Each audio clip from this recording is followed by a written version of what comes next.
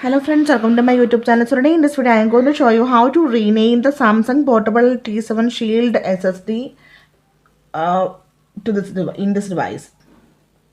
So now you can see this Samsung portable T7 Shield SSD is successfully connected to this device. So after connect this one, go to the files, tap on browse. So here you can see that SSD you can see here. So let me show you how to rename this one. For this, tap and hold this option. Here you can see the option rename.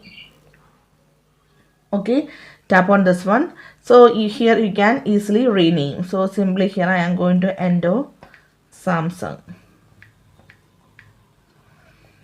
Tap on done. And you can see the name is changed.